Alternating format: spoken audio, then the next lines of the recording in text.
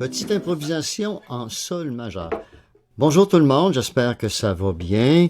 Bienvenue dans cette autre capsule. On va étudier la fonction exponentielle.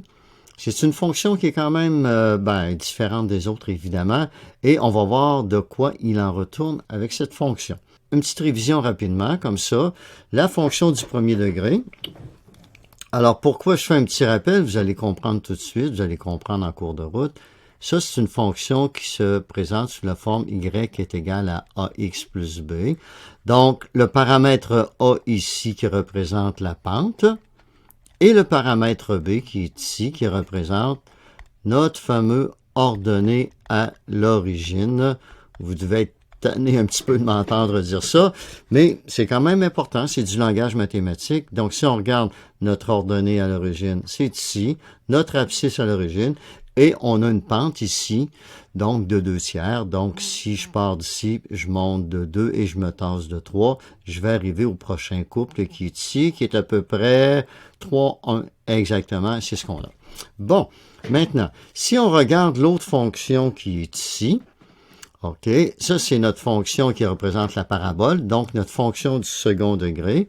Et cette fonction-là se présente sous la forme comme ceci, y est égal à ax à la 2. Vous avez toujours, pourquoi on dit second degré? Eh bien, la raison est fort simple, c'est que vous avez un exposant 2 à la variable x. Et ici, le paramètre a représente quoi? Représente l'ouverture de votre parabole.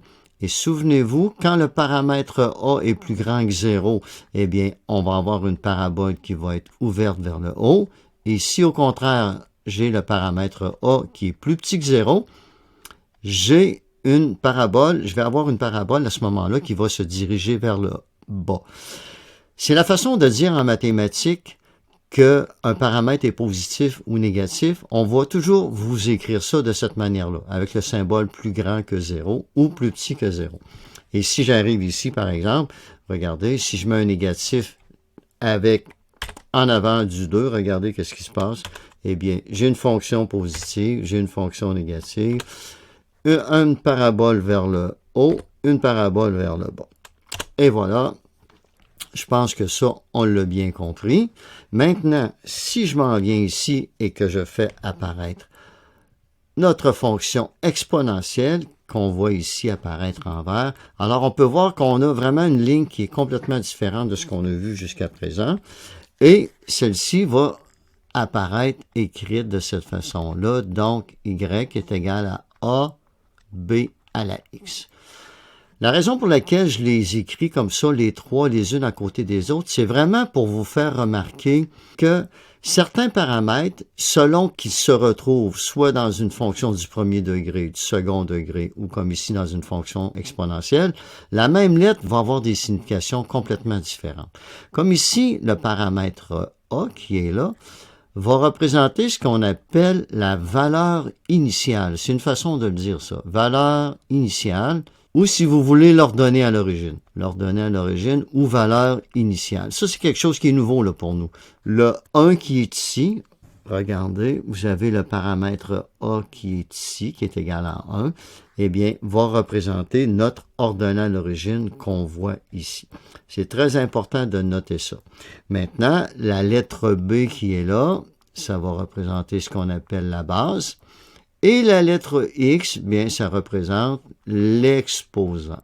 Donc, l'exposant indiquant le nombre de fois que la valeur qui est ici, donc soit 2, 3 ou 4, va être multipliée dans notre calcul. Là, on va explorer davantage notre fonction exponentielle. Donc, le paramètre a, quand il est positif, on le voit, on va avoir une fonction qui va être croissante. C'est-à-dire que si on va comme ça de la gauche vers la droite, qu'est-ce qu'on observe? Eh bien, plus on avance comme ça, plus les valeurs de y vont grandir et vont se diriger comme ça vers l'infini. OK? Maintenant, si je change, ben, je vais le faire apparaître ici. Regardez, j'ai changé mon paramètre a pour un négatif. Donc, au lieu d'avoir 1 ici, on le voit très bien, j'ai moins 1. qu'est-ce qu'on observe? Eh bien, cette fois-ci, je vais avoir une fonction exponentielle qui va se diriger vers le bas. Donc, plus les valeurs de x augmentent, eh bien, plus les valeurs de y diminuent et tendent vers moins l'infini. Ça, c'est un concept qui est très, très important pour nous. OK? Donc, maintenant, je vais faire apparaître la fonction qui est ici. Par rapport à celle-là, par exemple, regardez ici, mon paramètre B est 6 et ici, mon paramètre B est 2. Alors, quand on voit, plus le paramètre B grandit, eh bien, plus on a une fonction qui va se diriger comme ça rapidement vers l'infini, c'est-à-dire plus les valeurs de y vont tendre rapidement vers des valeurs très, très grandes. OK pour ça? Regardez, maintenant, je vais changer la valeur de la lettre B, donc le paramètre B qui est ma base, et je vais remplacer celle-ci par une fraction. Regardez ce qui va se passer. Et voilà, j'ai une fonction qui est décroissante. Donc, c'est comme si, dans ce cas-ci, on partait de très haut et qu'on s'en allait comme ça vers le bas et que plus ma valeur de x grandit, eh bien, plus la valeur de mon y diminue. Diminue, mais faites attention, sans jamais atteindre la valeur de 0. On l'a dit tout à l'heure au début de la capsule, jamais on ne touche à l'axe des x. Alors, si j'arrive maintenant et que je m'amuse à changer comme ça le paramètre A. Alors, regardez qu'est-ce que j'ai fait ici. J'ai y est égal à 1 fois 1 quart exposant x. Maintenant, je vais changer mon paramètre A. Qu'est-ce qui va se passer à votre avis? Est-ce que je vais avoir une fonction décroissante comme ça ou croissante? Regardez, la réponse va apparaître. J'ai maintenant une fonction croissante. Donc, vous devez apprendre à jouer avec tous les paramètres un petit peu en même temps et vous faire une idée de tout ce qui peut se passer. Pour terminer, ce que je vais faire, je vais vous faire la démonstration ici de quelle manière on a fait les calculs pour arriver, je vais faire apparaître les courbes qui sont ici, aux valeurs qui sont ici. Donc, regardez, ici, vous avez 2, 4, 1, 2, 0, 1, qui est notre valeur initiale. Et ici, moins 1 et 1 demi, et moins 2 et 0,25. Je vais faire des calculs avec vous. D'accord? Donc, moi, j'ai mon équation qui est y est égal à 1 fois 2 exposant x. Je me fais une petite table de valeurs pour arriver à ça. On commence avec quelque chose de très important.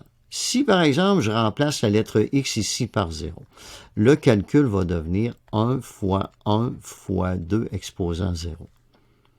La réponse à ça, c'est le couple x vaut 0, le y vaut 1. Pourquoi il vaut 1? Toutes les bases exposant 0 vont toujours vous donner comme résultat final le nombre 1. Autrement dit, si vous faites le calcul ici, 2 exposant 0, ça devient 1. Et ça, peu importe la base. Que j'ai le nombre 2, le nombre 3, le nombre 2000.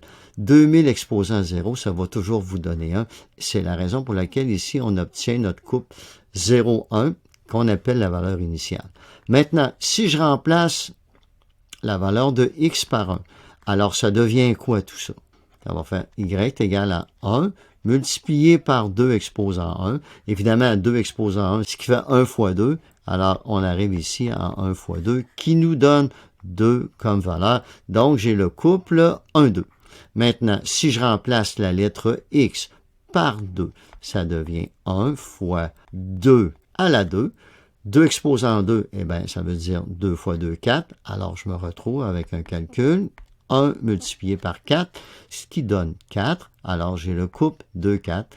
2, 4 qu'on voit très bien apparaître ici dans le plan cartésien. Maintenant, si je remplace ma lettre x par moins 1. Quand on parle du nombre 2, mettons que je le fais ici, 2, je peux voir ça comme étant 2 sur 1.